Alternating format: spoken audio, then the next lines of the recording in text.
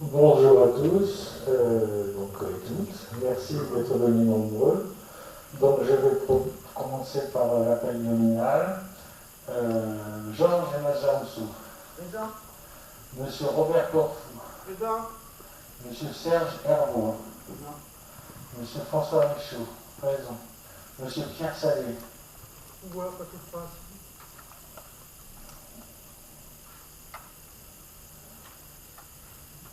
Merci. Monsieur Olivier Sauvier. Présent.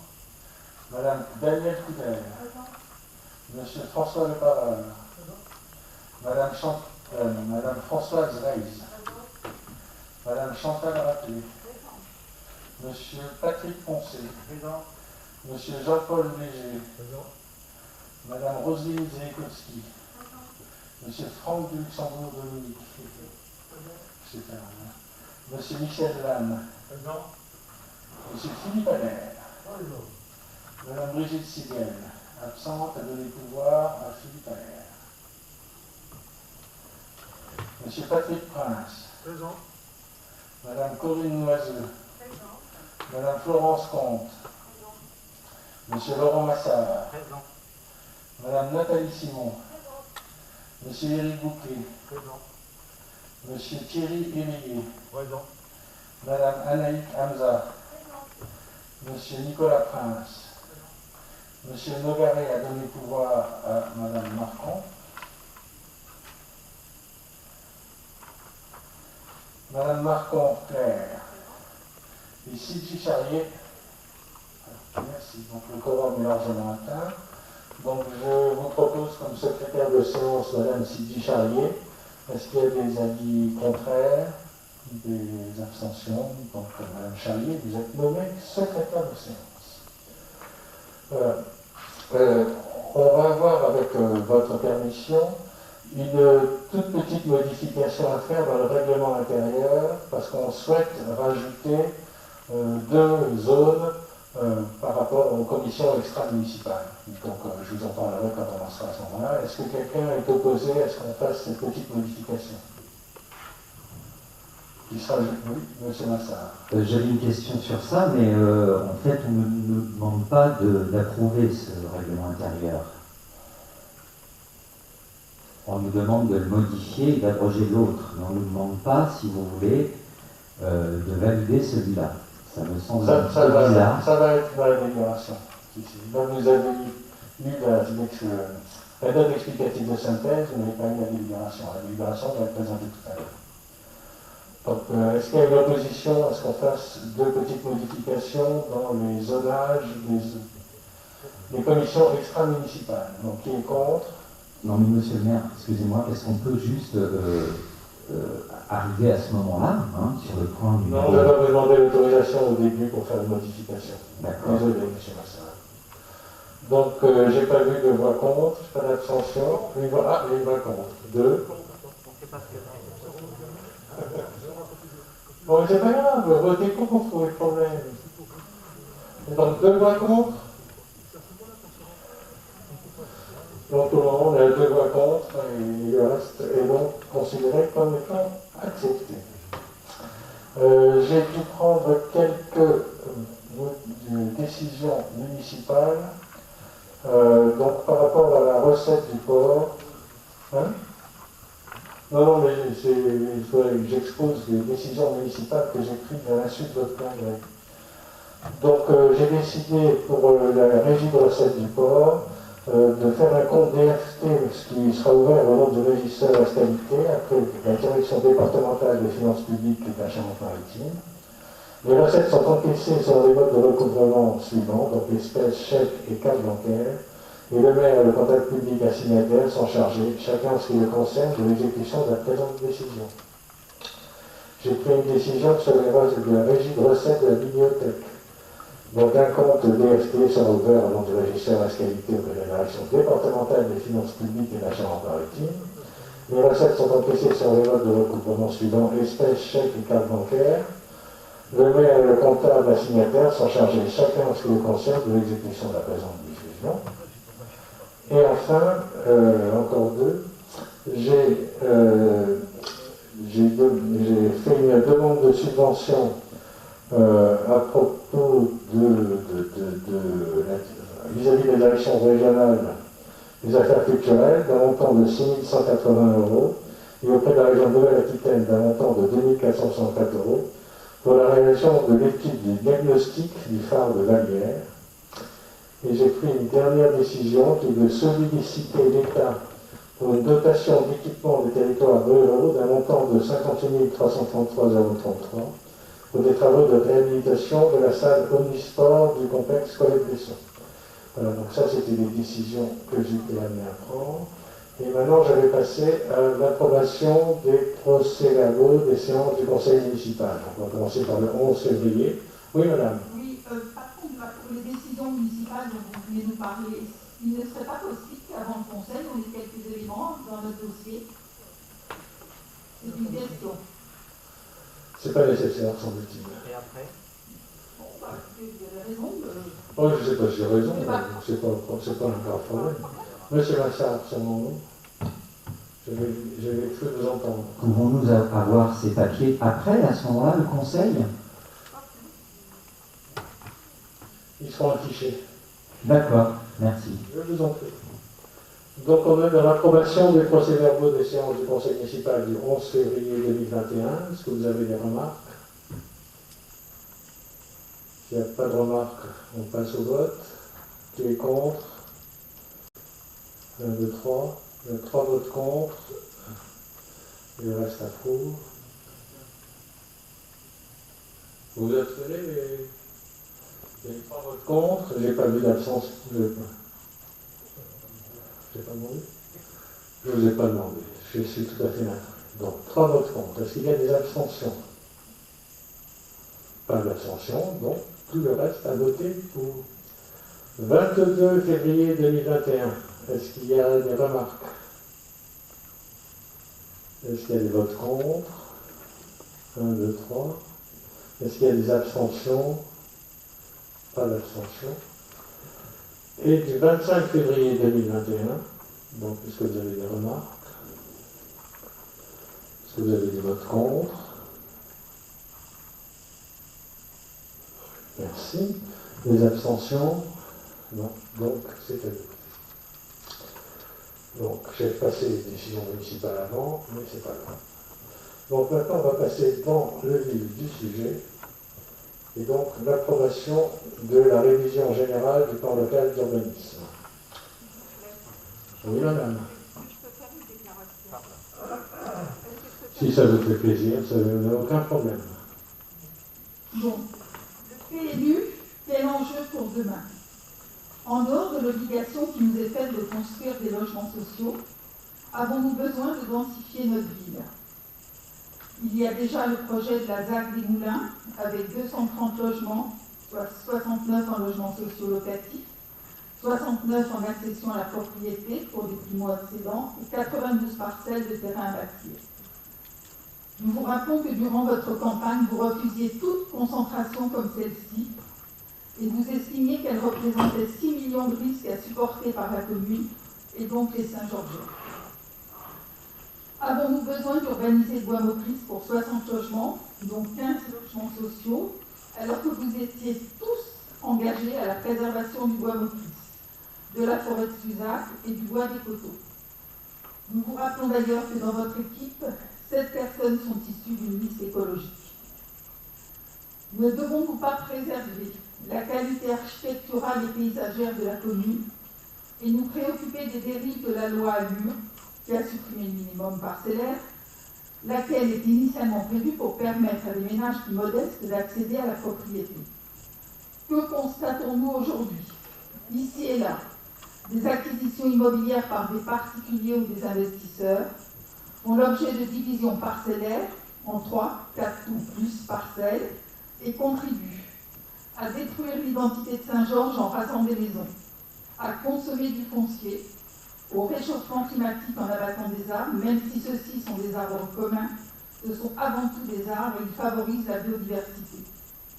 À l'augmentation du nombre de résidences secondaires, à hauteur d'au moins 50%, lequel est estimé déjà à 70% de notre parc immobilier.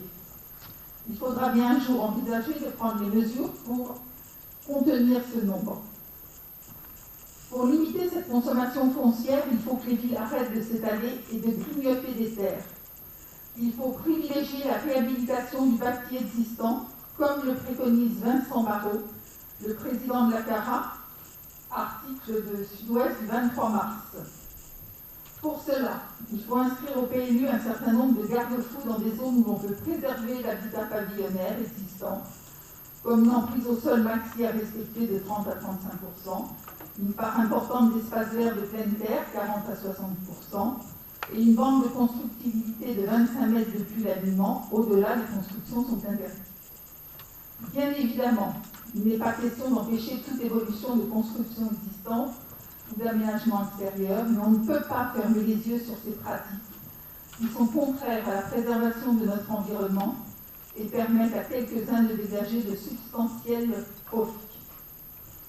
Vous, dont le programme s'inscrit dans une volonté farouche de consultation et de dialogue, et qui estimiez que la dérive autoritaire de votre prédécesseur conduisait à des décisions non acceptables, qu'attendez-vous pour mettre en place cette belle volonté de réflexion collective? Vous avez combattu le PLU de M. Bouffard. Vous ne pouvez pas faire l'économie d'un nouveau PLU. Il ne s'agit pas de gagner du temps, mais de savoir en prendre. Vos engagements d'aujourd'hui auront des répercussions pour les générations de demain. Vous ne pouvez pas ignorer cela. Les générations précédentes ont essayé de préserver notre cadre de vie. À vous maintenant d'en faire autant. Mettez-vous au travail et respectez les engagements que vous avez pris auprès des électeurs. Sinon, vous serez tous élus de la majorité, responsables des conséquences de vos décisions. En êtes-vous tous bien conscients? Voilà. Merci madame. Donc on va pouvoir passer à la lecture des considérants.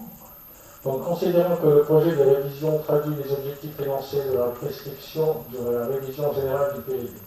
Considérant que le plan local d'urbanisme approuvé le 15 décembre 2006 et modifié le 18 juillet 2010 est devenu obsolète et peu conforme aux exigences environnementales prégnantes dans le droit de l'urbanisme actuel.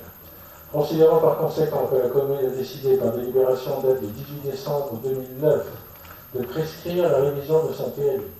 Considérant qu'à travers la révision du plan local d'urbanisme, la commune s'est donnée comme enjeux principaux de requalifier la bande littorale en zone urbaine, de mieux différencier les règlements de la zone UA par rapport à celui de la zone UB, de créer une ou des zones intermédiaires entre les secteurs UD de Suzac et de Vallière et l'actuelle zone UB pour accentuer l'impact visuel que peut avoir l'application d'une trop grande différence de règlement, de réfléchir à l'impact des constructions édifiées en limites séparatives. Considérant que les résultats de l'enquête publique nécessitent un certain nombre de modifications au projet de révision du PLU, considérant qu'une synthèse des requêtes issues de l'enquête publique et des réserves et recommandations des services de l'État a été listée dans les annexes jointes à la présente délibération.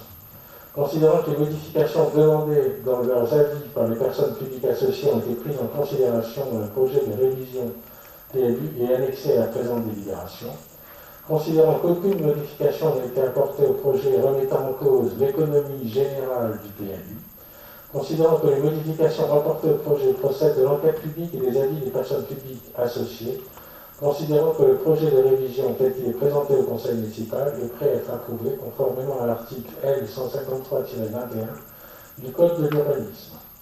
Donc ce que nous allons décider après en avoir discuté, c'est d'approuver le projet de révision du plan local d'urbanisme tel qu'il est annexé à la présente délibération, que conformément aux articles R 153-20 et R 153-21 du Code de l'urbanisme, la présente délibération fera l'objet d'un affichage en mairie pendant 1 mois, et que mention de cet affichage sera insérée en caractère apparent dans un journal diffusé dans le département, et au recueil des actes administratifs de la préfecture conformément à l'article R 2121-10 du Code général des collectivités territoriales.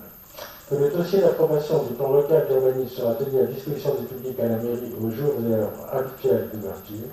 Que la présente délibération deviendra exécutoire au compter de sa transmission au préfet et de l'accomplissement des mesures de publicité susmentionnées. Est-ce que vous avez des questions? Monsieur Diquet. Je voudrais savoir si, compte tenu des remarques qui ont été faites sur notamment, compte tenu des remarques qui ont été faites.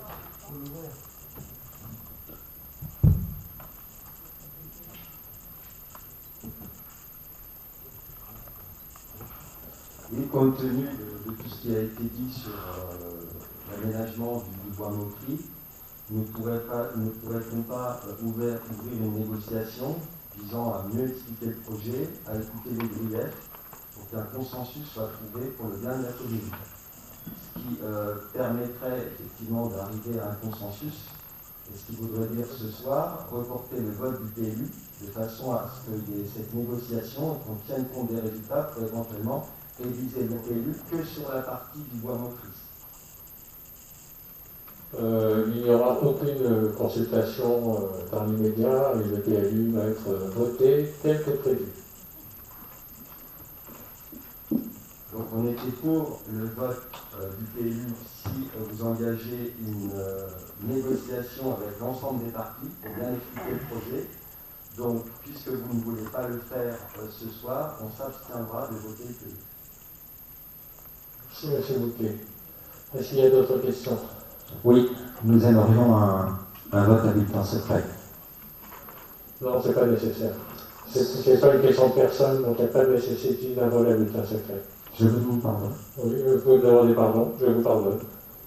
Et vous pouvez me le répéter, j'ai pas tout compris ce que vous venez de me dire. On a besoin de faire des votes à bulletin secret quand il y a des questions de personnes. Comme il s'agit de quelque chose qui est du banal administratif, il n'y a aucun besoin d'un vote à bulletin secret.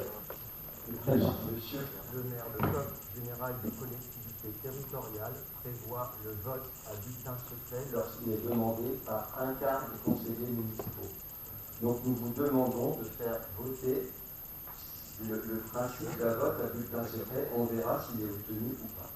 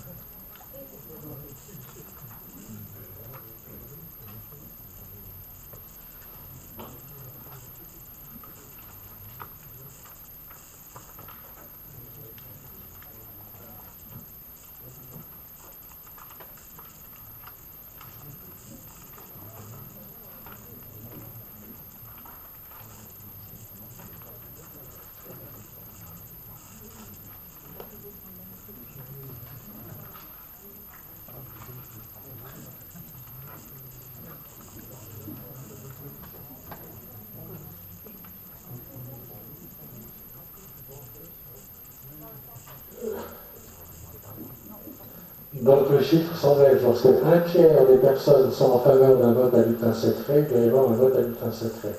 Donc qui est partisan d'un vote à bulletin secret? 3 et 3, 6, 7, 8. Voilà. Voilà. Membre présent. Oui, c'est membre présent. Donc, membre présent, donc on est à 3, 4, 7, il y en a 8. Voilà. Qui est partisan d'un vote à main levée? Donc on est...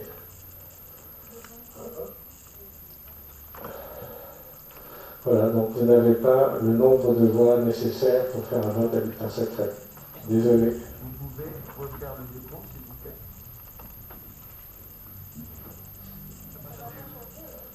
Il ne va pas changer. Hein. Non, mais vous êtes combien à voter contre le vote à bulletin secret? On est combien à voter contre le vote à bulletin secret?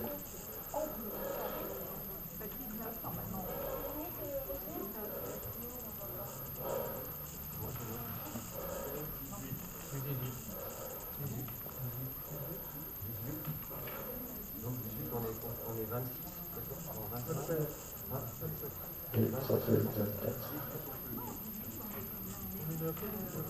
Non, on prend celui de présent.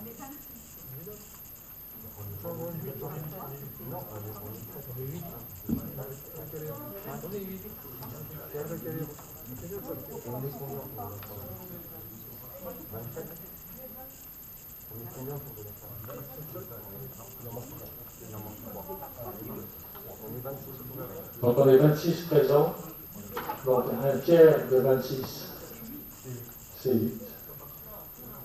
C'est 9 et vous êtes que 8. Voilà. C'est malchanceux, une voix près, on n'est pas obligé de faire un vote à bulletin secret. Désolé, vous n'avez pas réussi à, encore une fois, diluer les décisions municipales. Donc, est-ce que vous avez d'autres questions? Non, donc qui vote contre?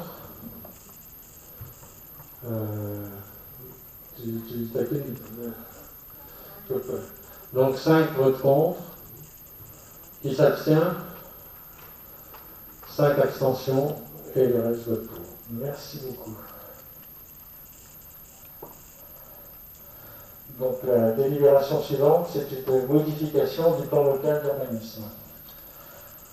Donc, considérant que le PLU approuvé le 25 mars 2021 a défini les secteurs UBP et UBC dans les zones urbaines ou urbanisées, où, en cas de réalisation d'un programme de logement, un pourcentage de ce programme est affecté à des catégories de logements répondant aux objectifs de mixité sociale, considérant qu'il est nécessaire d'apporter des ajustements aux orientations d'aménagement et de programmation et aux servitudes de logement dédiés pour prendre en compte les projets suivis par l'établissement public foncier de Nouvelle-Aquitaine et afin de répondre aux besoins de la commune en matière d'habitat et de mixité sociale, considérant que la modification a également pour objet la mise à jour de certains emplacements réservés et d'apporter d'autres améliorations au règlement, considérant que l'ensemble des modifications apportées ne sont pas de nature à changer les orientations définies par le projet d'aménagement et de développement durable, de réduire un espace boisé classé, une zone agricole ou une zone naturelle et forestière, de réduire une protection édictée en raison des risques de nuisance, de la qualité des sites, des paysages et des milieux naturels,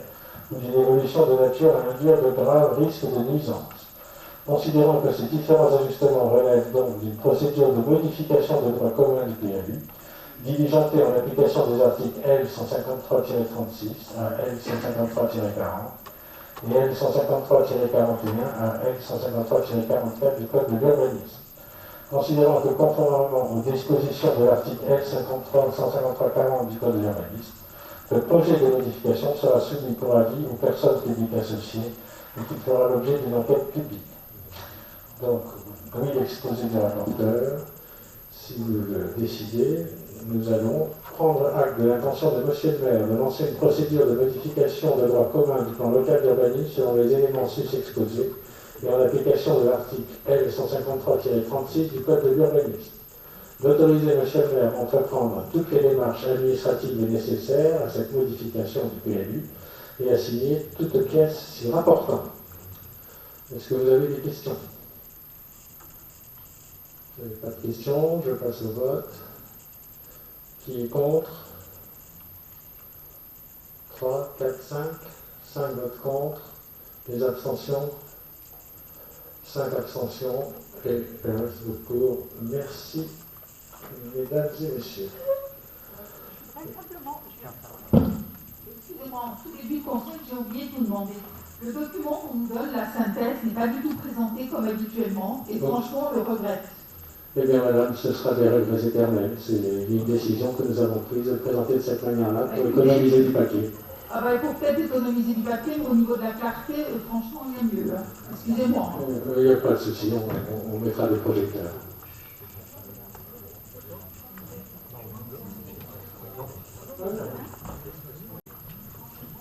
Donc, nous allons passer à la délibération DGSDL 21030, convention tripartite SRI entre l'État, la commune de Saint-Georges-de-Vidonne et l'établissement public foncier de Nouvelle-Aquitaine. Donc, considérant que la commune de Saint-Georges-de-Vidonne devrait réaliser 215 logements locatifs sociaux sur son territoire pour la période 2017-2019, considérant que malgré ces actions, l'objectif n'ayant pas été atteint, la carence de la commune a de nouveau été prononcée au titre de la loi SRI. Considérant que le droit de préemption urbain a été retiré à la commune par l'arrêté préfectoral le 23 décembre 2020 pour être délégué à l'établissement public foncier de Nouvelle-Aquitaine. Considérant que le représentant de l'État est dès lors seul habilité à exercer le droit de préemption urbain, institué par délibération du Conseil municipal du 27 juin 2017, du 29 juin 2017, dans les périmètres soumis à ce droit. Considérant que cette délégation nécessite la signature d'une convention entre l'État, la commune de Saint-Georges-de-Lidonne et l'établissement public foncier de Nouvelle-Aquitaine, considérant par ailleurs que la communauté d'agglomération Royan-Atlantique et l'établissement public foncier de Nouvelle-Aquitaine doivent signer après autorisation respective un avenant numéro 1 à la convention opérationnelle du 29 juin 2018, proposé à l'examen du Conseil municipal du 25 mars 2021. Considérant que la convention tripartite annexée à la présente délibération encadre et détermine les modalités d'application de la convention opérationnelle, ainsi que de ses avenants à venir, pendant la durée de la convention tripartite et sur le périmètre de la convention opérationnelle. Considérant que la dite convention a pour objet de déterminer les conditions et modalités dans lesquelles l'EPF devient délégataire du droit de préemption urbain sur le territoire de la commune, les engagements de l'État, les engagements de la collectivité, la mobilisation de foncier pour le développement de programmes de logement comprenant des logements locatifs sociaux. Considérant que l'intervention de l'EPF de Nouvelle-Aquitaine consistera à acquérir par préemption des biens immobiliers au cas par cas, en fonction des opportunités, en vue de permettre la réalisation de logements locatifs sociaux. Donc, oui, après avoir écouté le rapporteur, nous allons peut-être décider de donner tout pouvoir au maire pour la signature de la convention tripartite et tout document y afférent entre l'État, la commune de Saint-Georges-de-Lidonne et de l'EPF de Nouvelle-Aquitaine. Est-ce que vous avez des questions? Pas de questions, on passe au vote. Qui est contre? Qui s'abstient? Merci pour la confiance que vous faites.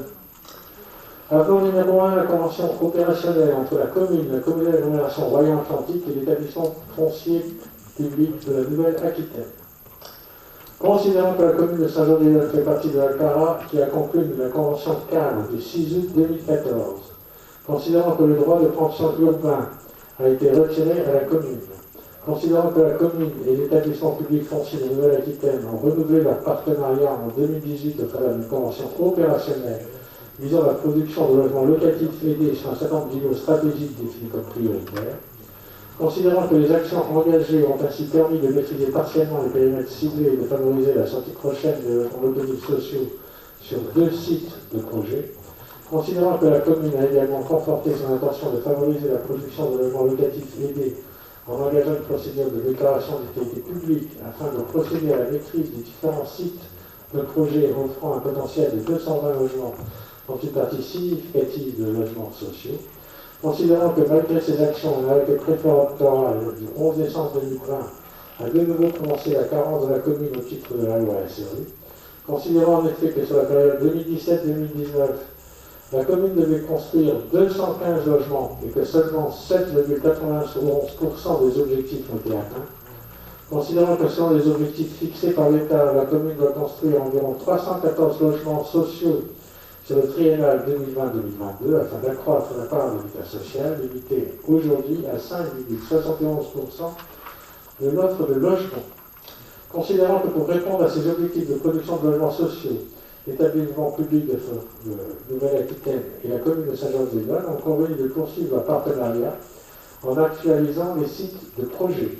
Considérant qu'il convient par ailleurs de mettre la convention en conformité avec les dispositions du programme pluriannuel d'intervention 2018-2022, considérant par conséquent la nécessité d'actualiser la convention opérationnelle initiale CCA 17-18-016 et notamment l'article 2 concernant les périmètres d'intervention de l'établissement public foncier de Nouvelle-Aquitaine, tel que prévu dans l'amendement numéro 1 joint en annexe à la présente délibération.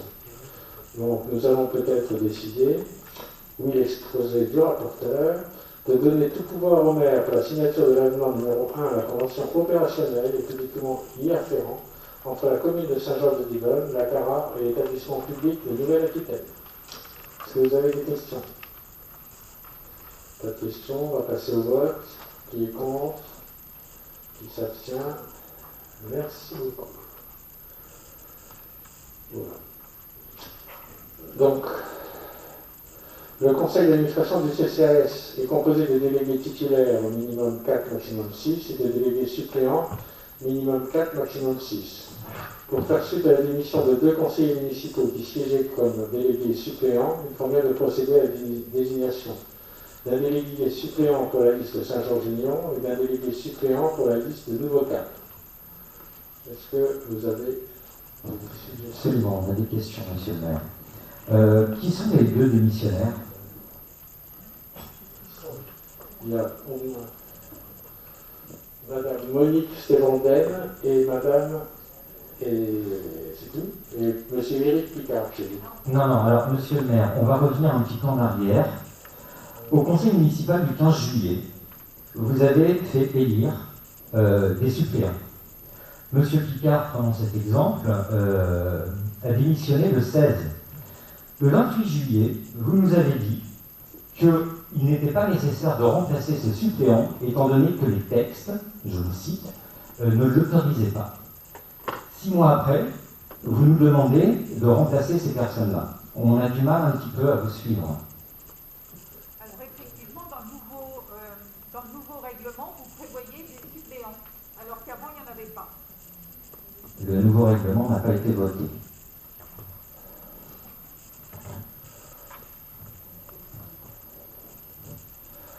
Donc moi j'ai Madame Stévanden qui doit être remplacée et Monsieur Éric Picard qui doit être remplacé. Mais si ça ne vous plaît pas, C'est pas parce qu'il faut que C'est pas ça, monsieur, vous nous avez dit le contraire le 28 juillet. Et alors donc, et alors, on aurait dû avoir un suppléant depuis le 28 juillet. Oh le drame. Eh bien oui, c'est un drame. Bien sûr, monsieur, et ce n'est pas légal tout ça. Qu'est-ce qui se passe là? En plus, je ne suis pas sûr que monsieur... Oui, pardon, monsieur Bouquet. Non, mais je siège au conseil. C'est moi qui donne la parole, madame. Oui, mais- Donc pour le moment, c'est M. Massard qui a la parole. Quand M. Massard aura fini de prendre la parole, je donnerai la parole aux personnes qui ont levé le bras, vous et M. Bouquet. M. Massard n'a pas dit qu'il avait fini de parler. Monsieur Massard a fini de parler. Merci M. Massard. Madame Raclé, vous avez la parole. Je siège au conseil d'administration dont les membres élus, de toute façon, jamais il n'était fait état de suppléants, y compris pour vous, la majorité. Donc, il faut à ce moment-là proposer des représentants suppléants au CCAS pour vous, la majorité, pour Émergence et pour Nouveau Cap. Et voilà la question. M. Bouquet, vous avez demandé la parole. Qui est le suppléant d'émergence dans la configuration actuelle? Donc, moi j'ai une liste d'où les titulaires, c'est Mme Claire Marcon, Mme Brigitte Siguel, Mme Anaïs Patarin, M. Philippe Allaire, M. Éric Bouquet, Mme Chantal Raclé. 6 suppléances possibles, j'avais M. Dominique Franck-de-Luc-Sandour, Mme Stévanden, Mme Coudler, Mme Florence Comte et M. Éric Picard. Voilà, et donc là, comme Mme Stévanden et Éric Picard ont démissionné, on avait pensé qu'il était raisonnable de vous proposer de nommer des suppléants, puisqu'il y a 6 suppléances possibles. Donc l'émergence n'a pas de suppléant. J'en suis navré, mais ça a été fait comme ça. Non, c'est n'importe quoi. Vous avez un titulaire? C'est n'importe quoi. Mais Madame Raclé, il y a un titulaire. Oui? Elle a un suppléant. Et pourquoi l'émergence a un titulaire, elle n'a pas de suppléant? C'est un drame. Porté au tribunal administratif. Non, mais ça... Vous essayez constamment de nous empêcher de travailler. Madame Raclé, vous n'avez pas la parole. Donc, voilà. Je ne laisse plus faire, c'est tout. Est-ce que je peux prendre la parole? Si vous la demandez, je vous la donnerai volontiers. Levez la main. Faut lever la main si vous voulez que je vous donne la parole, M. Bouquet, ce serait sympa. Ce serait un bon fonctionnement du conseil municipal. Donc en fait, on n'aura pas de suppléant, c'est ça? L'émergence n'aura pas de suppléant ce soir, parce que le suppléant d'émergence n'est pas prévu dans la délibération, c'est ça? Voilà, vous avez très bien compris. Merci, M. Bouquet. Madame Raclé, vous avez souhaité avoir la parole. Vous ne voulez plus? Tant pis. Voilà. Donc, on en est à de désigner. Alors,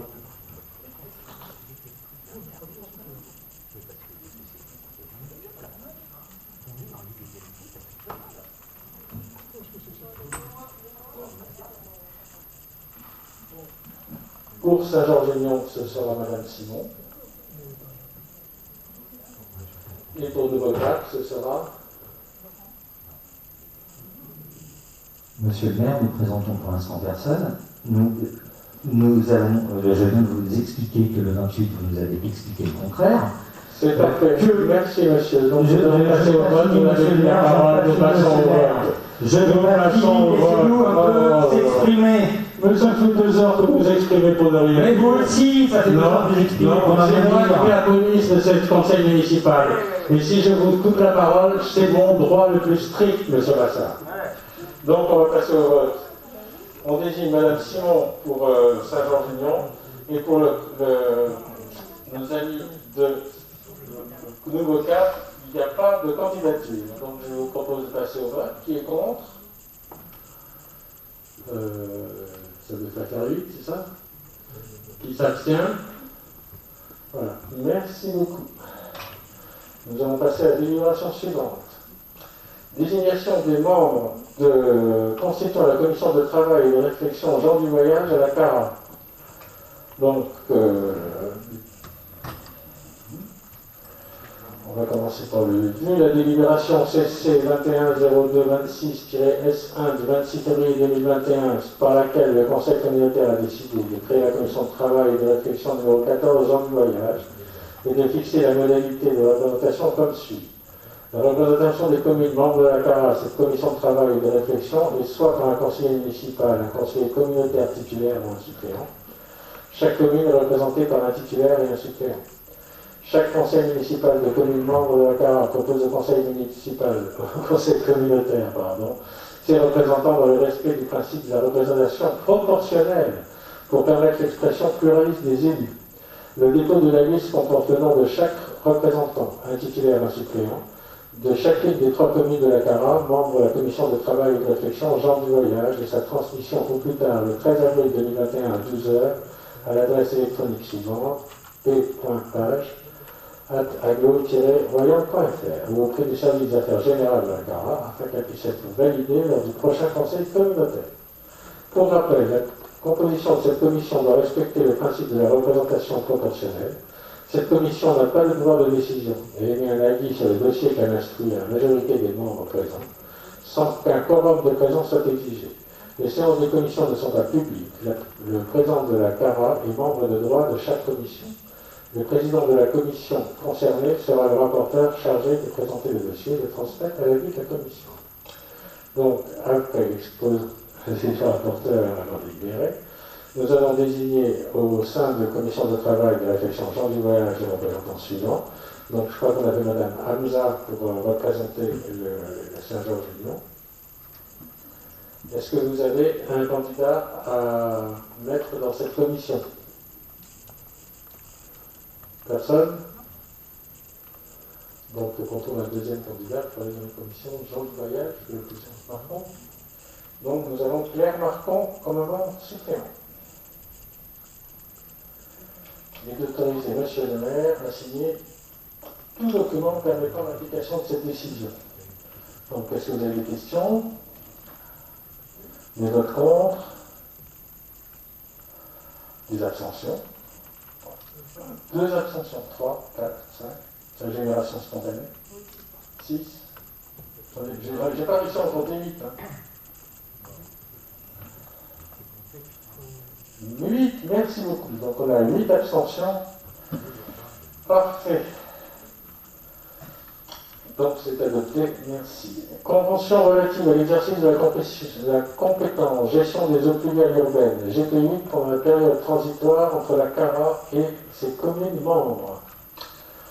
En application des lois susvisées, monsieur le maire informe les conseillers municipaux que depuis le 1er janvier 2020, la communauté d'agglomération Royan-Atlantique exerce la compétence obligatoire gestion des eaux pluviales urbaines.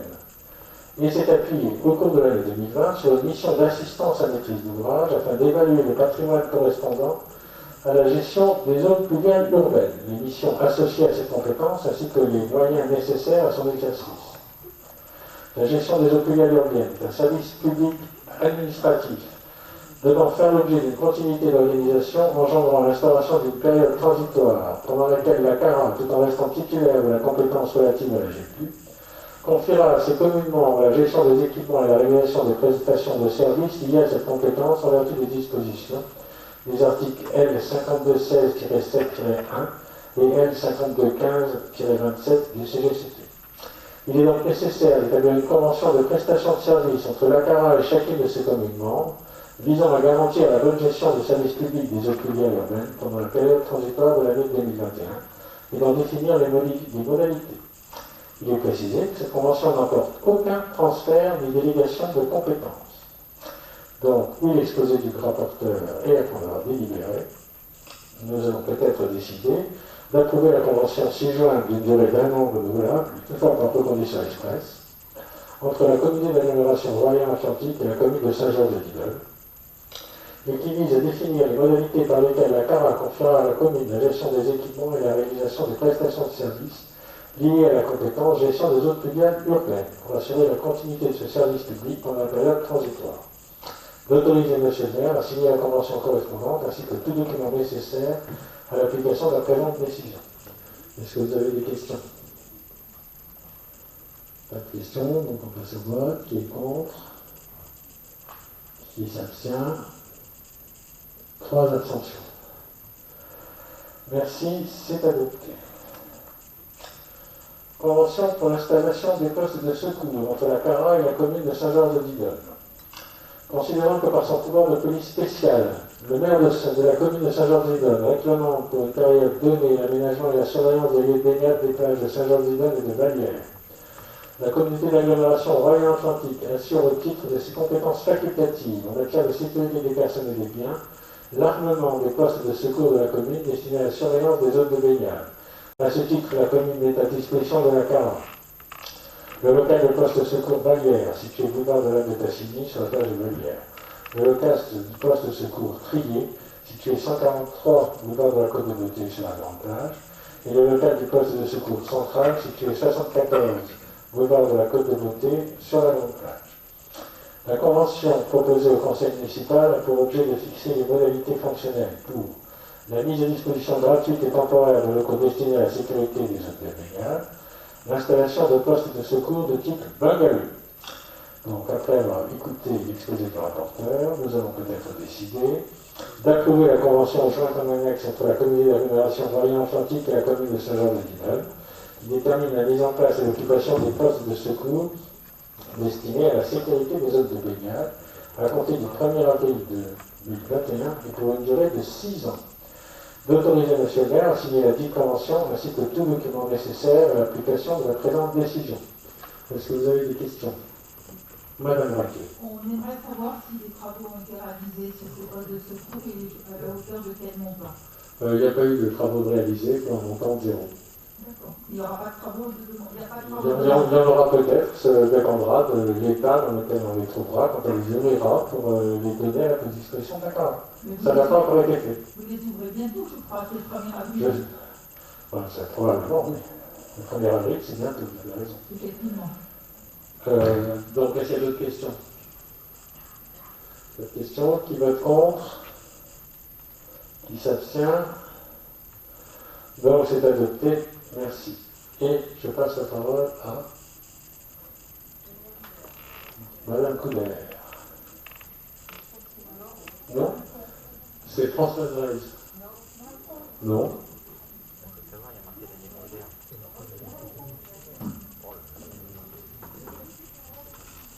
Oui, c'est Florence Comte. Excuse-moi, Florence.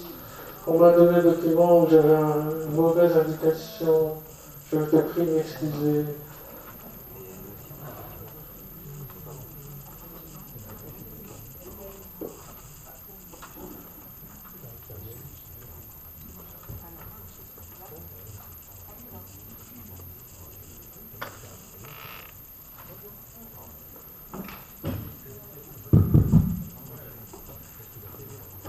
Autorisation de supprimer les documents du fonds de la médiathèque municipale. Vu le Code général des collectivités territoriales et notamment l'article L 2122-21, le désherbage est l'opération qui consiste à retirer du fond de la bibliothèque un certain nombre de documents endommagés ou ne satisfaisant plus aux règles de la politique documentaire. Les collections de bibliothèques sont en effet la résultante d'un choix et doivent être cohérentes. Afin de rester attractives et de répondre aux besoins de la population, elles doivent faire l'objet d'un prix régulier qui s'effectue en fonction des critères suivants: l'état physique du document, la présentation, l'esthétique, le nombre d'exemplaires, la date d'édition, dépôt légal il y a plus de 15 années, le nombre d'années écoulées sans frais, la valeur littéraire ou documentaire, la qualité des informations, contenues, périmées, obsolètes, l'existence ou non de documents de substitution. Il est proposé à l'Assemblée délibérante que selon leur état, ces ouvrages soient cédés gratuitement à des institutions ou des associations, ou vendus, ou détruits, et si possible valorisés comme papier à recycler. Voilà. Donc, oui, l'exposé du rapporteur décide d'autoriser, dans le cadre d'un programme de désherbage, l'agent chargé de la médiathèque municipale à sortir les documents de l'inventaire et à les traiter selon les modalités administratives qui conviennent. Suppression de la base bibliographique informatisée, indiquer la date de sortie, suppression de toute marque de propriété de la commune sur chaque document, suppression des fiches. De donner son accord pour que ces documents, selon leur état, cédés à titre gratuit à des institutions ou associations qui pourraient en avoir besoin, détruits et si possible valorisés comme papier à recycler. De préciser qu'à chaque opération de désherbage, l'élimination des ouvrages sera constatée par un listing mentionnant le nombre de documents éliminés et leur destination. Est-ce que vous avez des questions? Madame Raquier. Ah. Donc cet homme-là, ce que Madame Conquilly, on n'a absolument rien sous les yeux qui correspond à ça, c'est normal? Oui, C'est sur l'écran. Ah non, mais d'accord, sur l'écran. C'est bien. Ah, mais parfait. Merci madame. Donc qui est contre? Monsieur Laurent Massard. C'est quand même curieux, monsieur, que vous nous envoyiez ces documents 5 jours francs avant cette délibération, et nous n'avons pas le contexte, donc c'est un peu affligeant qu'il n'y ait pas eu un erratum sur ça. Vous allez nous envoyer tout le temps des textes, et puis vous nous allez nous dire c'est ici sans nous le dire? C'est quoi ça? Je ne dirai rien. Donc qui est contre? Personne n'est contre. Qui s'abstient? Personne ne s'abstient. Donc c'est adopté à l'unanimité. Merci. Alors, modification du règlement intérieur du conseil municipal. Donc c'est moi qui vais vous dire. Considérant le courrier de contrôle de l'égalité reçu le 5 février 2021, faisant des observations sur les articles relatifs à la commission d'appel d'offres, le débat d'orientation budgétaire et les amendements. Considérant que le conseil municipal peut modifier le règlement intérieur à tout moment sur demande du maire ou d'un conseiller municipal. Considérant le projet de règlement intérieur joint à la présente délibération. Donc, ce que je vous propose comme petite modification, c'est dans les commissions extra-municipales, on a centre-ville, on a port, Vallière, Corniche, on va enlever Vallière pour en faire une commission à part, parce que le quartier de Vallière Parc est tout à fait particulier. On a toujours la commission plein été, la commission Didonne, Bouble et Brand, Margit, Suzac. Donc on va introduire une commission parc de Vallière et on introduit une commission plage, parce qu'on pense qu'il y a des personnes qui sont intéressées par nos plages et que donc ce serait bien qu'ils puissent se réunir dans une commission pour nous donner leur avis sur ce que peut se faire et doit se faire dans la commune. Donc le conseil municipal, louis l'exposé du rapporteur, décide d'abroger la délibération 2020-091 en date du 18 décembre 2020 en approuvant le règlement intérieur du conseil municipal, d'approuver le nouveau règlement intérieur du conseil municipal annexé à la présente et d'autoriser M. le maire à signer le dit document de règlement intérieur, ainsi que tout document relatif à la présente délibération. Est-ce que vous avez des questions? Monsieur Massard. Une nouvelle fois, monsieur le maire, nous n'avons pas les mêmes documents que vous nous lisez. Comment ça se fait, ça? C'est pas possible. C'est rempli d'erreurs sur la feuille que l'on a, et là, vous nous dites d'autres choses. Je ne comprends pas. Il y a 5 jours francs pour donner les documents. On a eu ces documents, et ça a changé entre-temps. Comment voulez-vous qu'on statue sur ce genre de choses? C'est comme la délibération précédente. Voilà. Je vous ai demandé au début si vous étiez d'accord pour qu'on modifie cette délibération. Et il y a eu une majorité pour être d'accord pour modifier cette délibération. Mais pas sur la précédente. Madame, Monsieur, je suis quand même un peu surprise parce que le contrôle de la légalité, entre autres, on avait fait remarquer que les délais pour vous poser les questions écrites ne peuvent pas, c'est pas possible. C'est le même délai que la convocation. Donc, a priori, quand on reçoit la convocation, il faut quand même un minimum de temps pour poser les questions écrites. Donc, vous refaites exactement la même erreur. j'ai l'impression qu'il y a un décalage de 2 jours. Bah, mais je ne connais pas le règlement par cœur comme vous, donc voilà. C'est 5 jours 30 à chaque fois. Bah, comme ça m'évitera d'avoir des questions posées par écrit. Monsieur Bouquet. Donc on aurait bien aimé avoir le courrier du contrôle de légalité pour voir Il n'y a aucune raison pour que vous les modifications avaient été faites conformément au courrier du contrôle de légalité. On vous avait fait parvenir un courrier pour vous demander d'harmoniser les jours de convocation avec les jours déterminés dans le règlement intérieur pour consulter les dossiers, notamment le marché public. Et on vous avait aussi proposé de convertir les délais dans la même unité de valeur, de façon à ce qu'on n'ait pas des comptabilisations en jours francs, puis en heures, puis en jours, ouvrés. Voilà. C'était pour une facilité d'appréhension des délais. J'ai l'impression que c'est ce qui a été fait dans ce règlement. Sans qu'on ait tenu compte, on a repris un autre modèle qui n'a plus les inconvénients que vous citez. Moi, j'ai trouvé encore quelques unités qui ne sont pas converties dans les mêmes unités de valeur. C'est pas grave du tout. Donc, est-ce que vous avez d'autres questions? Non, on passe au vote. Donc, qui est contre?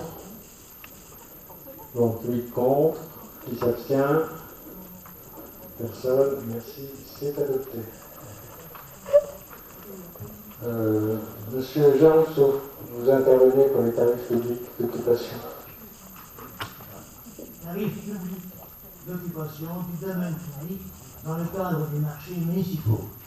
Vous les avez sollicités par courriel du syndicat fédéré des commerçants non sédentaires en date du 14 février 2021 et du syndicat indépendant des commerçants non sédentaires de Charente-Maritime en date du 23 février 2021. Vu l'avis favorable de la Commission des finances en date du vendredi 5 mars 2021, de l'article L 2125-1 du Code général de la propriété des personnes publiques qui dispose que l'occupation ou l'utilisation du domaine public donne lieu au paiement d'une redevance, sauf lorsque l'occupation ou l'utilisation concerne l'installation par l'État des équipements visant à améliorer la sécurité routière ou nécessaire à la liquidation et au constat des irrégularités de paiement de toute taxe perçue au titre de l'usage du domaine public routier. Considérant que, dans cette période marquée par la morosité liée au Covid et sous réserve des directives sanitaires de l'État, la collectivité souhaite organiser des manifestations ponctuelles d'une journée sur la place de Verdun et rue de la République, afin de dynamiser le cœur du village tout en y apportant un esprit festif. Un marché d'art tous les dimanches matins, du 1er juillet à la mi-septembre. Un marché de Noël en décembre. Il vous est proposé d'appliquer les tarifs ci-dessous en euros en toute période de l'année. Manifestation ponctuelle, 1 euro mètre linéaire par jour. Extérieur en saison du 1er juillet à mi-septembre. Marché d'art, 3 euros mètre linéaire par jour. Marché de Noël, chalet, 30 euros par jour ou 150 euros par semaine. Emplacement, 5 euros mètre linéaire par jour. Le conseil municipal, oui, l'exposé du rapporteur, décide d'appliquer les tarifs des services publics tels que présentés ci-dessus à compter du 1er avril 2021, monsieur le maire. Merci, monsieur Larousseau. Donc, est-ce que vous avez des questions? Non, donc on passe au vote. Qui est contre? Qui s'abstient? Merci, c'est adopté à l'unanimité. Monsieur Jarousseau, vous avez encore un petit peu de travail. Taux de fiscalité 2021. Retrait et remplacement de la délibération numéro 4DEL-2020-092 du 18 décembre 2020. Vu le Code général des collectivités territoriales, vu la loi 80-10 du 10 janvier 1980 portant aménagement de la fiscalité directe locale, en son article 2, vu l'avis favorable de la Commission des finances en date du vendredi 5 mars 2021, considérant que l'Assemblée délibérante doit fixer les taux d'imposition de la fiscalité directe communale pour l'année à venir, portant sur la taxe d'habitation péage, sur la taxe foncière sur les propriétés bâties, TFPB, et sur la taxe foncière sur les propriétés non bâties, TFPNB. Considérant la demande formulée par la Direction départementale des finances publiques, DDFIP, de modifier la délibération numéro 4D-2020-092 du 18/12/2020 pour prendre en compte les éléments ci-dessous, dans le cadre du dégrèvement Macron instauré par la loi de finances 2018, les taux de taxe d'habitation ont été gelés à leur niveau de 2019. Il n'est donc pas nécessaire de procéder au vote de ce taux. Pour information, celui de la commune est gelé à hauteur de 11,48%. Pour compenser la suppression progressive de la taxe d'habitation, la part départementale de la taxe foncière sur les propriétés bâties TFPB sera transférée aux communes dès le 1er janvier 2021. Le taux départemental est de 21,50% et doit figurer dans la délibération. Le conseil municipal ou le rapporteur décide de retirer la délibération 4DL 2020-092 du 18 décembre 2020 et de la remplacer par la présente. De fixer les taux de fiscalité directe communale 2021 comme suit. Alors, impôt taux 2021. Alors, taxe foncière sur les propriétés bâties. Part communale, 27,20. Part départementale, versée à la commune, 21,50%. Total, 48,10%. Taxe foncière sur les propriétés non bâties. Part communale, 49,50%. Part départementale, 0. Total, 49,50%. Voilà, monsieur le maire. Merci, monsieur Jaroussou. Est-ce que vous avez des questions? Oui, monsieur Boutet. Il me semblait que cette délibération aurait dû être accompagnée d'une étude de besoin. Voilà, j'ai cru que c'était prévu par la loi Macron. Donc, j'aurais voulu avoir des explications sur ce point. Eh bien, nous n'avons pas jugé utile de faire une étude en amont. Voilà, vous avez eu la réponse. Est-ce qu'il y a d'autres questions? Pas d'autres questions, on passe au vote. Qui est contre? Qui s'abstient? Je vous remercie, c'est adopté. Encore, monsieur Georges. Versement de la subvention perçue par le tennis club à la commune. Vu l'avis favorable de la Commission des finances en date du vendredi 5 mars 2021, considérant que, dans le cadre des travaux de rénovation de la couverture des cours de tennis financés par la commune et réceptionnés le 6 août 2020, il a été convenu que le tennis club de Saint-Georges-de-Didonne faisait une demande de subvention auprès de la Fédération française de tennis et que le montant obtenu serait versé à la commune de Saint-Georges. Considérant que le montant obtenu s'élève à 10 000 euros, le conseil municipal, vu l'exposé au rapporteur, décide d'accepter que le tennis club de Saint-Georges-de-Didonne verse à la commune la subvention de 10 000 euros obtenue au titre des travaux de rénovation de la couverture des cours de tennis sur le compte 10 251, le point don et l'aide sans capital. Monsieur le maire. Merci, monsieur Jaroussou. Est-ce que vous avez des questions? Non, s'il n'y a pas de questions, on passe au vote. Qui est contre? Qui s'abstient? Donc c'est adopté à l'unanimité. Merci. Pour la délibération suivante, madame Françoise Reiss, s'il vous plaît. Vu le Code général des collectivités territoriales, c'est à propos de l'aide de 200 € à la maison familiale rurale de Jarnac.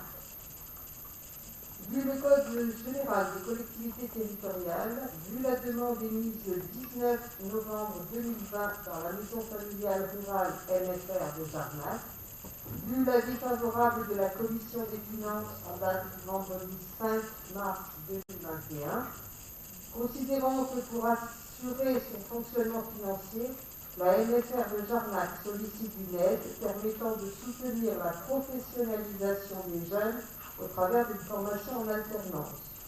considérant qu'une élève Saint-Georgèse est inscrite dans cette école pour l'année scolaire en cours, considérant le budget principal 2021, le conseil municipal, oui, l'exposé du rapporteur, décide d'attribuer la somme de 200 € à la maison familiale rurale MFR de Jarnac. Merci, madame. Est-ce qu'il y a des questions? Madame. C'est simplement une remarque. Précédemment, en tout cas en 2019 ou dans d'autres années, quand il y avait des subventions versées dans des MFR, ça figurait au tableau des subventions à la rubrique jeunesse. Pourquoi vous ne l'avez pas fait? Une simple question. Parce que nous ne vivons pas dans le passé, nous vivons dans le futur. Merci, madame. Il a été donné une subvention à la maison rurale de Cravant en 2018, qui était de l'ordre de 150 €. Bon, est-ce qu'il y a d'autres questions? Non, mais je suis d'accord, ça figurait dans le Est-ce qu'il y a d'autres questions? Est-ce qu'il y a des votes contre? Est-ce qu'il y a des abstentions? Non, merci pour votre confiance. François, est-ce qu'il y a la délibération suivante aussi? Merci. Alors, aide de 200 € à la maison familiale rurale de Bournezeau. Vu le Code général des collectivités territoriales, vu la demande émise le 10 novembre 2020 par la maison familiale rurale MFR de Bournezeau, vu l'avis favorable de la commission des finances en date du vendredi 5 mars 2021, considérant que pour assurer son fonctionnement financier, la MFR de Bournezeau bénéficie de subventions du ministère de l'Agriculture, mais que pour la moitié de ses ressources, elle doit faire appel assez largement à la contribution des parents. Considérant qu'une élève Saint-Georgèse est inscrite dans cette école pour l'année scolaire en cours, considérant le budget principal 2021, le conseil municipal, oui, l'exposé du rapporteur, décide d'attribuer la somme de 200 € à la maison familiale rurale de Bournezeau. Madame, est-ce que vous avez des questions? Non, pas de questions. On passe au vote. Qui est contre? Qui s'abstient? Donc c'est adopté à l'unanimité. On va passer à M. Patrick Poncé qui va nous parler des attributions de subventions aux associations pour l'année 2021. Attribution de subventions aux associations pour l'année 2021. Vu l'avis favorable de la Commission des finances en date du vendredi 5 mars 2021, considérant qu'un crédit de 220 000 € a été inscrit au budget primitif 2021 en vue de subventionner les différentes associations, considérant qu'il convient de procéder à la répartition de ces subventions, considérant que toute subvention d'un montant supérieur à 75 000 €, article L. 1611-4, L. 2313-1, L. 2313-1-1 du CGCT, ou représentant plus de 50% du budget de l'organisme, ne peut être versé sans présentation du bilan certifié conforme du dernier exercice connu. Considérant que les subventions accordées ne doivent pas financer des intérêts particuliers, les cultes ou les partis politiques. Considérant qu'une demande de subvention sans définition d'objectif est illégale, car l'intérêt public local ne peut être défini. Est-ce que vous souhaitez que je détaille les subventions ou vous avez tous le tableau?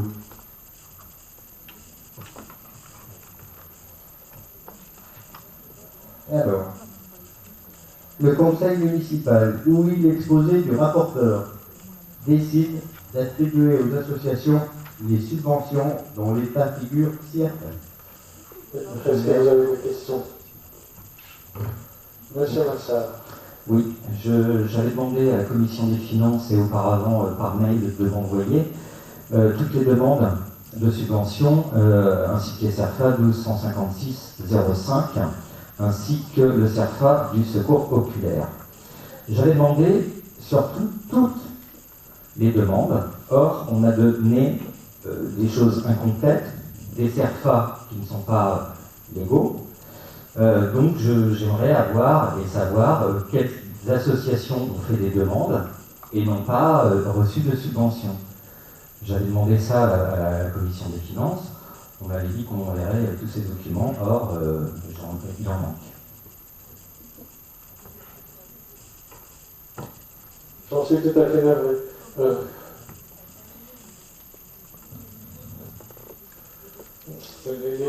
Les services nous ont transmis les dossiers et on pensait qu'ils étaient complets. Mais s'il en manque, n'hésitez pas à nous le dire, on essaiera de les retrouver. Il y en a un qui avait disparu, qu'on a réussi à retrouver. Voilà, c'est tout. D'accord, monsieur, c'est surtout, en fait, ce qui nous intéresse déjà, c'est le secours populaire, par exemple, que les SARFAS soient légaux, mais surtout, c'est les associations qui ont fait une demande et qui n'ont pas reçu de subvention. D'autre part, on aimerait un peu savoir comment vous faites pour motiver vos décisions sur l'attribution de ces subventions. Ça a été une réunion du bureau municipal, donc ce sont 15 personnes environ qui ont décidé de l'attribution de ces subventions. Ça n'a pas été fait par une personne ou deux, ça a été fait par 15 personnes. Et avec l'aide de certains agents, bien sûr. D'accord, mais il y a une grille de critères pour accorder ça, en fait, où ça se fait en discutant, enfin... Voilà, comme par le passé, ça se fait en discutant. Dans le passé, ça se faisait en discutant entre 2 personnes. Maintenant, ça se fait en discutant entre 15 personnes. Monsieur Bouquet, vous avez demandé la parole. Ce que vous dites est complètement faux parce que nous, on en discutait en bureau municipal, déjà d'une part, donc vous ne pouvez pas dire que c'était... Les subventions étaient discutées en bureau municipal du temps de M. Boucard, donc ça ne se faisait pas entre 2 personnes, et il y avait des critères objectifs. Donc la question est de savoir quels sont les critères objectifs qui sont examinés pour délivrer les subventions. D'autre part, nous aurions souhaité connaître les projets détaillés pour chaque demande de subvention, contenant les actions et les dépenses prévues pour ces actions, afin de savoir à quelle action se rapportent les demandes de subvention. Je vous remercie pour votre question. Donc, on va passer au vote. On n'a plus de questions. Qui est contre? Qui s'abstient? Donc on a... non, pas d'accord. Donc 9 abstentions. Merci beaucoup. C'est adopté. Demande de subvention à la DETR pour les travaux sur le titre du port, M. Jaroussou. Donc, demande subvention DETR pour les travaux sur la digue du port.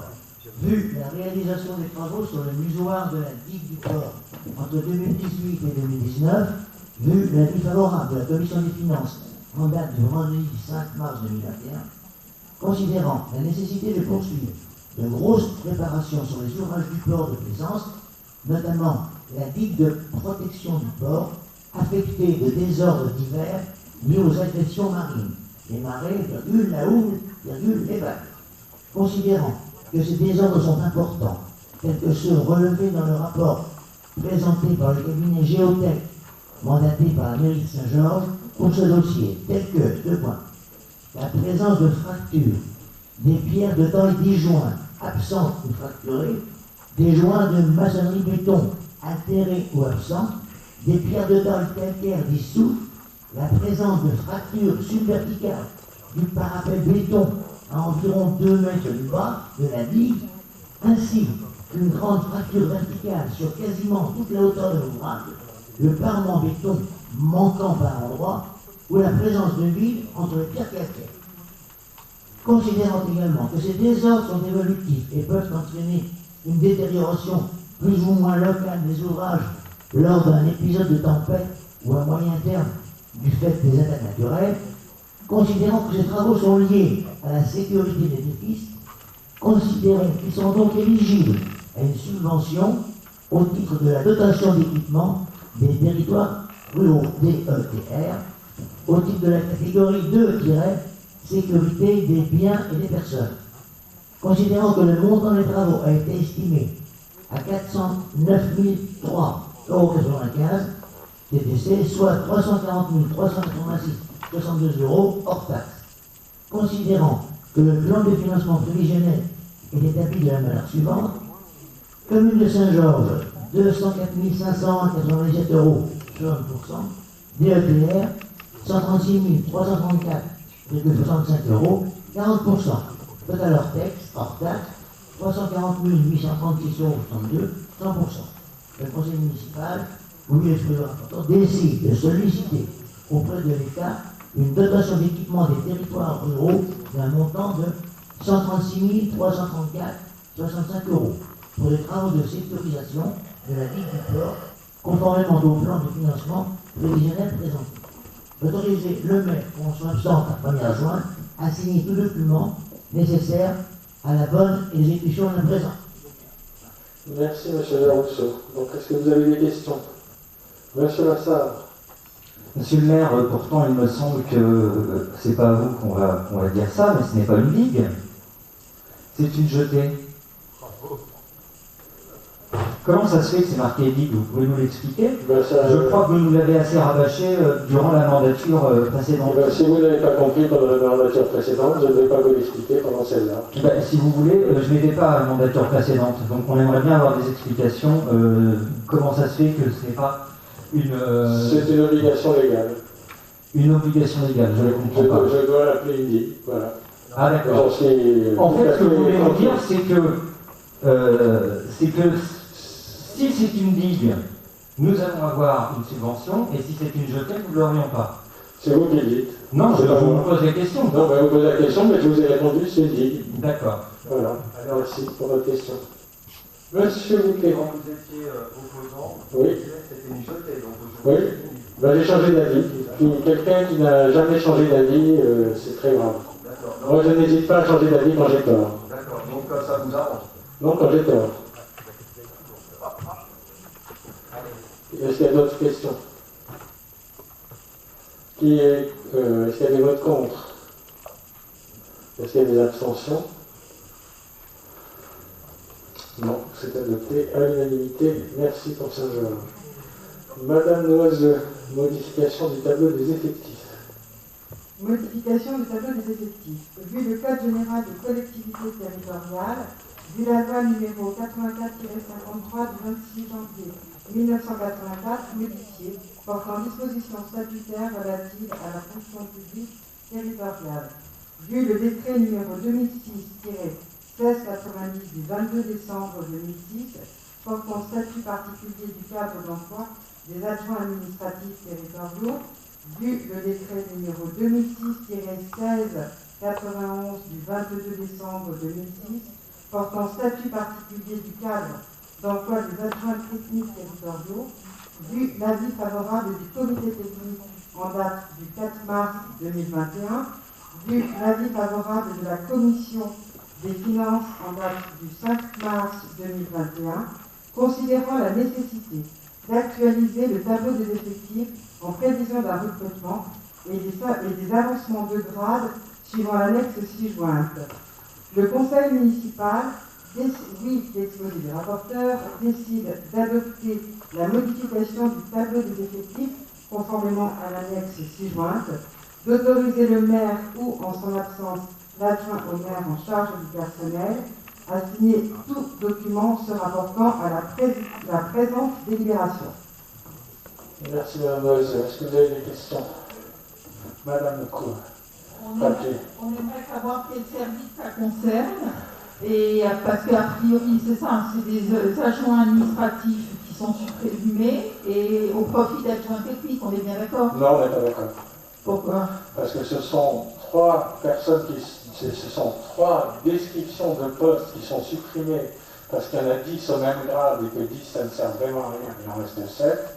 Par contre, ce sont dans un cas une promotion d'une personne qui est déjà dans le poste, qui est simplement un grade supplémentaire, et l'autre c'est un agent technique qui existe déjà dans la mairie et qui devient titulaire alors qu'il n'était que contractuel.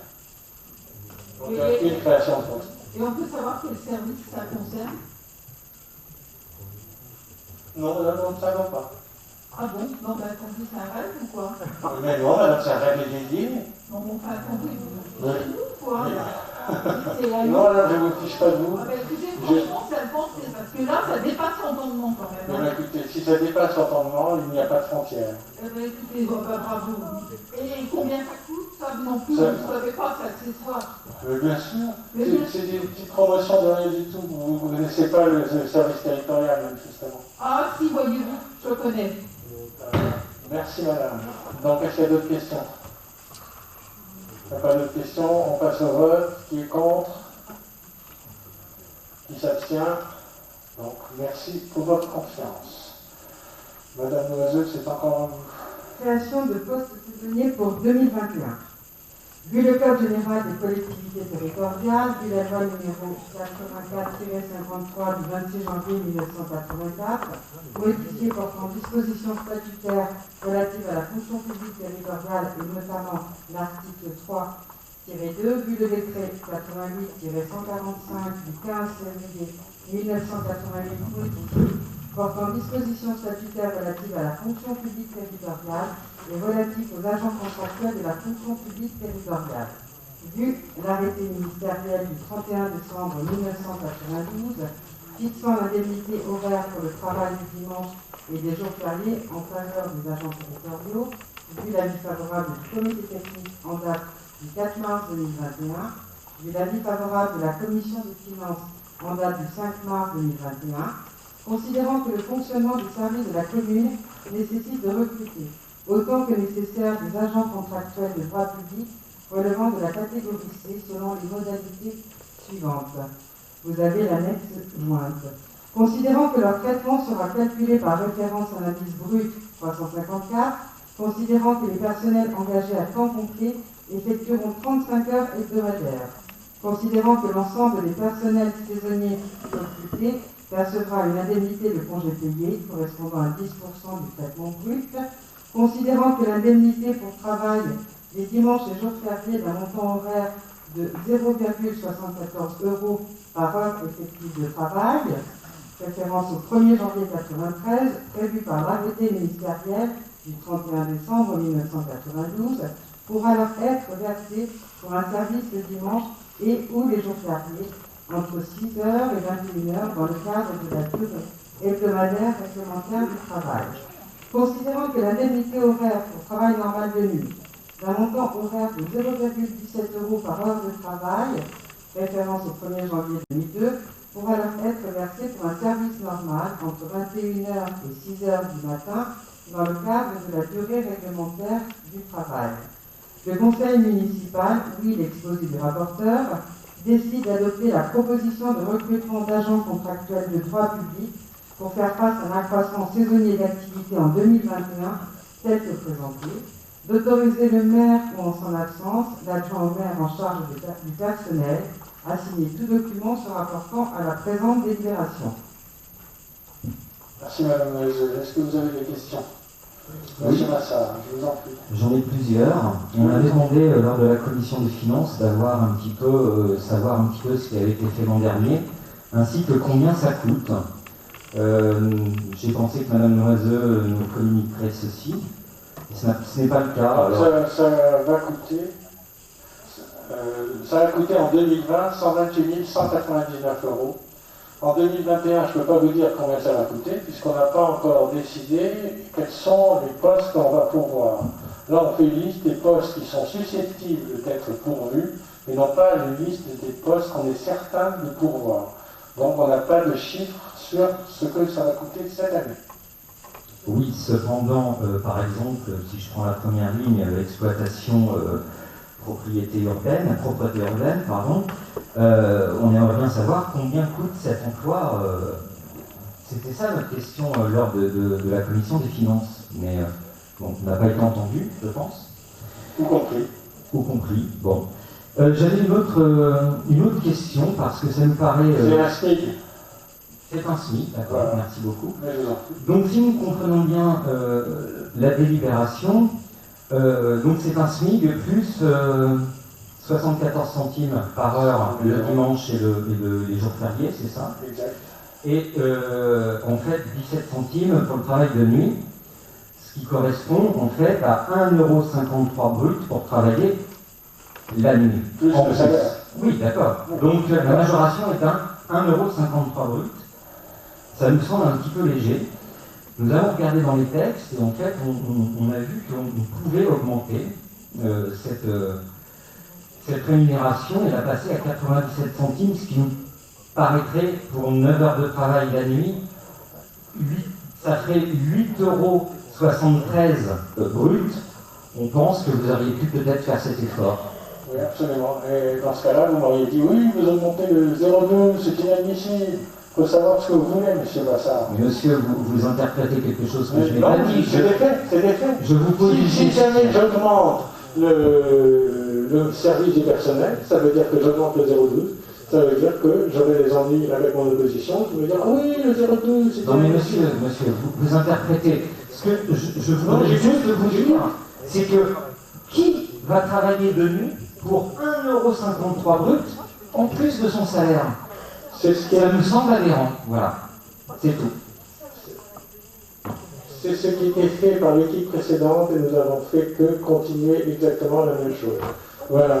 Mais je vous en prie, madame Raclé. Est-ce que de temps en temps améliorer les choses parce que les précédemment c'était comme ça, vous allez rester comme ça encore pendant 6 ans? C'est absurde. Non, c'est seulement 5 ans et 3 mois, madame. Oh oui, enfin c'est absurde comme raisonnement. Vous êtes de temps en temps, parce que moi personnellement j'ai eu 4 enfants, j'aurais jamais accepté qu'ils travaillent pour ce tarif-là la nuit. C'est le droit de vos enfants le plus strict. Monsieur Bouquet. Alors, le 0,12, nous, on intervient pour dire qu'on veut la maîtrise salariale, la masse salariale sur les emplois de titulaires, mais l'été, il est complètement normal d'avoir des saisonniers pour assurer les services d'été. Voilà. Donc, ne mélangez pas nos propos. Ce sera quand même dans le 0,12. Avec vos considérations. Ce sera quand même dans le 0,12. Vous pouvez dire ce que vous voulez, monsieur Bouquet. Nous, on parle des emplois. On ne fait pas de détails dans le 0,12, malheureusement. Voilà. Bon, donc on va passer au vote. Qui est contre? Vous n'êtes même pas contre? Qui s'abstient? Alors c'est... Ah, 3 abstentions. Merci. Madame Loiseau. Adhésion au service chômage du centre de gestion de la Charente-Maritime. Vu le Code général des collectivités territoriales, considérant que le centre de gestion de la fonction publique territoriale de la Charente-Maritime, dans le cadre des missions de conseil qui lui sont dévolues par la loi, effectue le calcul des allocations chômage et des indemnités de licenciement pour le personnel des communes et des établissements qui adhèrent à ce service. Vu l'avis favorable du comité technique du 4 mars 2021, vu l'avis favorable de la commission des finances du 5 mars 2021, considérant la nécessité de demander au centre de gestion de traiter ce type de dossier, considérant que cette mission du centre de gestion est facultative, il convient de passer une convention entre la commune et cet établissement. Le conseil municipal, vu l'exposé du rapporteur, décide d'autoriser le maire en son absence l'adjointe au maire en charge du personnel à signer la convention annexée à la présente relative à l'adhésion au service chômage du centre de gestion de la Charente-Maritime. Merci Madame Loiseau.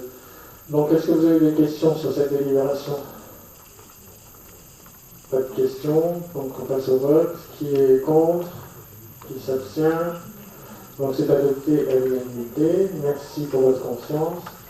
Madame Loiseau, engagement de la commune dans le dispositif du service civique. Engagement de la commune dans le dispositif du service civique. Vu le Code général des collectivités territoriales, vu la loi numéro 20-241 du 10 mars 2010 relative au service civique et le décret numéro 20-485 du 12 mai relatif au service civique, vu le budget de la commune, vu l'avis favorable du comité technique du 4 mars 2021, vu l'avis favorable de la commission des finances du 5 mars 2021, considérant la volonté de développer une politique innovante en offrant notamment à tous les jeunes du territoire la possibilité de s'engager dans des projets leur permettant de devenir des citoyens acteurs d'un meilleur vivre ensemble, considérant le caractère d'intérêt général des missions qui pourraient être confiées aux jeunes volontaires, considérant la nécessité de formaliser les dites missions par une délibération, le conseil municipal, vu l'exposé du rapporteur, décide d'autoriser M. le maire, ayant reçu délégation, à introduire un dossier de demande d'agrément au titre de l'engagement dans le dispositif du service civique auprès de la Direction régionale de la jeunesse, des sports et de la cohésion sociale, des RJSCS, de donner son accord de principe à l'accueil de jeunes en service civique volontaire, avec démarrage dès que possible, après agrément de la Direction départementale de la cohésion sociale. de s'engager à dégager les moyens humains, matériels et financiers nécessaires à la qualité de l'accueil des volontaires et de la mise en œuvre des missions, ainsi qu'à promouvoir et valoriser le dispositif et ses acteurs, notamment auprès des jeunes. D'autoriser le maire à déposer des demandes d'agrément pour des missions présentées dans le référentiel joint. D'autoriser le maire, ayant reçu délégation, à signer tout acte, convention et contrat afférents au dispositif service civique tel que défini par la loi du 10 mars 2010 et ses décrets d'application. Merci Madame Loisel. Est-ce que vous avez des questions? Madame. Ok, je vous en prie. J'aimerais savoir quel type de mission vous allez confier à ces personnes. A priori, j'ai relevé qu'il y avait une personne que vous preniez, c'est ça? Oui, je peux répondre. Donc, nous sommes en train de voir pour une personne au service environnement et une autre culture et loisirs. Et puis, vous pouvez développer quelle sera l'émission de ce genre-là? Parce que si j'ai bien compris, de toute façon, ça ne prend pas que fait un employé de... Il n'est pas question que ce soit de l'emploi déguisé, remplacer un agent ou faire le travail d'un agent.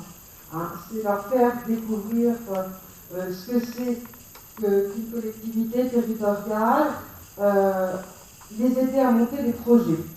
Voilà le but du service civique. Et ils sont encadrés donc par... Ils auront un tuteur, bien évidemment, hein, parce que ça c'est très important, il y a un tuteur, et ils sont encadrés aussi par la mission locale qui travaille avec nous par rapport à ça. D'accord, merci. Il n'y a pas d'autres questions? Donc on va passer au vote. Qui est contre? Qui s'abstient? Donc 3 abstentions. Et le reste est pour. Donc merci, c'est adopté.